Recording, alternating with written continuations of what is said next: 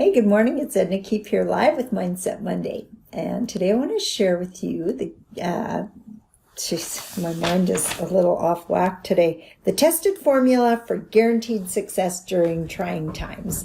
I always try to get funny or unique titles, and then I don't remember them myself.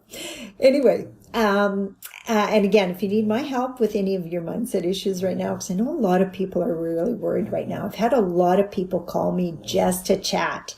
I'm open with that. You know what? Things have slowed down with us. I am totally open to helping anyone overcoming some mindset issues they might be having. But this is my topic today. So how do you guarantee success during trying times? Well, one is to not allow yourself to go into a negative spiral. You know, it's so easy to happen. You have a conversation with somebody and next thing you're dying from the pandemic. And I mean, it's possible. It's kind of scary, but chances are slim that it will happen to you. So let's start there. If you've never read the book by Dale Carnegie called Stop Worrying and Start Living, it's an excellent book, really, really good book to help you get through times like this. Because one of the things it recommends in there, and I've done this several times, so I totally know that it works, is go to the worst case scenario. What if I lost everything? What if I couldn't keep up on my payments? What if after this time of layoff from work or slow down in business that I can never recover? Go there, sit there, think about it for a while, and realize that likely your worst case scenario is not going to come true. It's probably going to be better than that. And even if it does come true, go there. Think about that again. I remember at times when I'm thinking, this stuff is not working for me. I can't make ends meet, different stuff like that. I went and moved into a trailer in a trailer court with my family. And I thought, you know what? Yeah, it's still a roof over my head. I'll be just fine. My thoughts never take me to homelessness. I think some people it does, but that's just never, ever been an issue with me. I could always move in with families, so it's just not a thing. But think about that worst case scenario and then build from there. Well, chances are that won't happen, that won't happen, that won't happen. So it won't end up being that bad of a situation anyway. So think about that. How, if you get sick with the virus, if you've got a really compromised immune system, yes, you could die. Well, if you die, you got no more worries. So there you go. And if you live, well, then it's just a road to recovery, right? Worrying about it ahead of time just ensures that there's a higher likelihood of you catching something. So just don't worry about it. It's, and yes, it is as easy said than done for those of you people, because that phrase popped into my mind. That's not as easy said as done. It is. You just have to take control of those thoughts. And you've done it before, so you can do it again. When you find yourself going into a negative spiral, just say, stop. I'm not going to go there. I'm not going to listen to my own thoughts. Think about something different. I'm positively expecting great results no matter what I see in front of me. The universe is rearranging itself for my best interests right now. Some people are calling this the greatest leveler of all times. Well, maybe you will end up back at a different level. It's so hard to say. I'm telling my real estate entrepreneurs, reach out to your banks and don't ask. Tell them you're taking a mortgage holiday. I've had different people say, well, I already called and I asked them and they told me no. Well, they might have told you no, but you know what? There's emails coming out to me from mortgage brokers saying that they are in fact going to be giving mortgage holidays. So, what do? They could maybe take the mortgage payment if you've got money in the bank account, but they can't if you don't. So there's an idea for you. Having a conversation with one of my students this morning, and she said, well, all my tenants pay automatically, so the money's automatically there. And I said, yeah, well, you can make sure the bank account's drained before the mortgage payment comes out, and then 2 or 3 times during the day. Just do it. I would not be paying mortgage payments. I don't care what they tell you, because if you talk to people in person, they're all telling you that. But the news and the articles from the different banks and the mortgage broker people are saying people are going to get mortgage holidays. So, or maybe not holidays, deferred. They're going to skip the payments.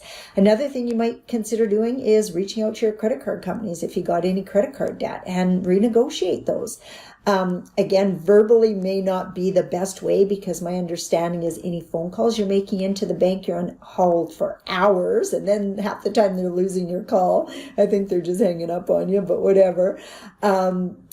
Send it by email or send a mail. That's covered your tracks, and they got to open the mail and they got to open the email. That's how you got to do it. I wouldn't be spending an hour and a half sitting on hold waiting to talk to somebody, because the people that you're talking to are not the ones making the decisions. They're not. It's the head guys that are making the decisions.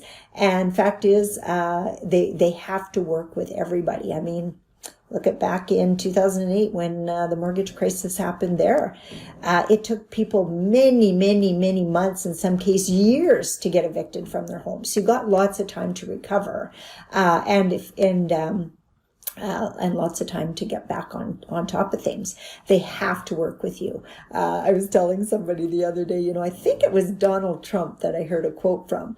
I'm in too much debt for the banks to not work with me. They have to work with me. So when people have asked me, Edna, like, how do you sleep when you got so many mortgages and stuff? That's my attitude. They got to work with me. And if they don't, well, there's always starting over, which, you know what? I've lived through that scenario a few times in my mind, and I've played it out a few different times in my mind.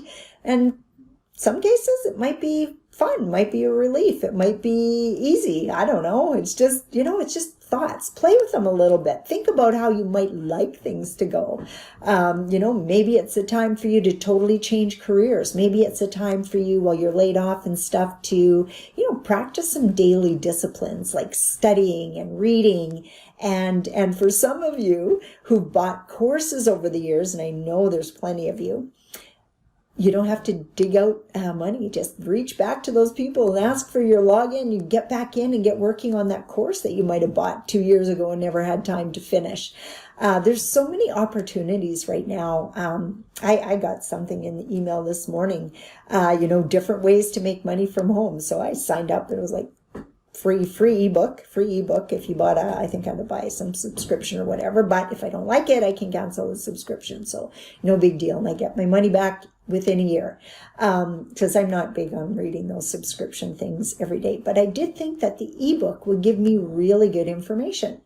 Yesterday when I was on one of the Facebook pages, a fellow that I know in Manitoba, there was some comment made about I think when you're calling the bank, I think what it was, I have to double check today. Talk to me first, because there's a way I can help you make $25,000. So I said, hey, call me. I want to know about that. So sometimes it's just staying engaged with other people, staying engaged, staying open, keeping your eyes open for opportunities, because there's going to be business opportunities that they don't survive this downturn. There's going to be opportunities in the real estate market. There's just going to be opportunities all the way around. I think I mentioned in one of my posts the other day, our company name's 3D Real Estate, which is actually because I've got all my daughter's first name starts with D. And that's how I came up with the name. But many people have thought it was because it's death, divorce, and downsizing, the 3 Ds of real estate. Well, the other day I added in disaster, because you know what? Stuff like this is considered a disaster. This is something that we've never been through before.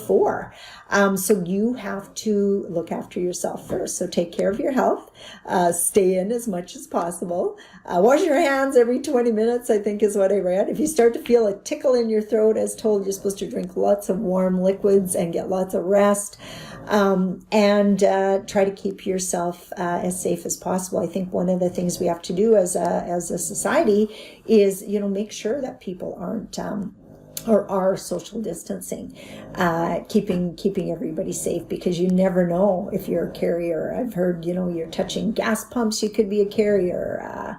Hairdressing salons, it sits on your clothes. Like, there's so many ways that we don't even know. So keep yourself safe, keep yourself healthy, but overall, keep your mindset there, because if your mindset is there, opportunities will come. I absolutely believe that. And if you're going to go into a negative spiral, that's not going to be the place that you're going to get some great ideas. So stay engaged, listen to Facebook Lives, listen to webinars. I sat and listened to an hour and a half one yesterday. It was so good.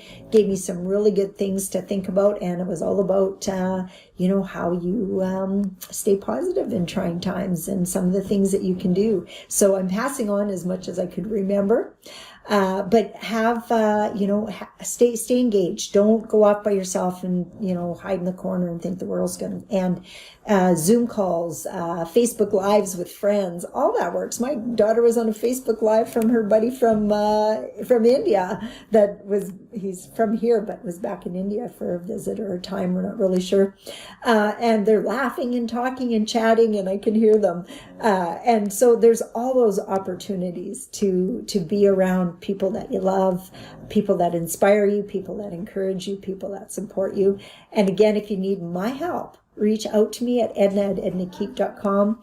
I'm totally open for having conversations with any of you about some things that you could maybe consider for yourself to get through these trying times. So have a really, really good day and a really good week, and we'll talk to you all Friday. Bye for now.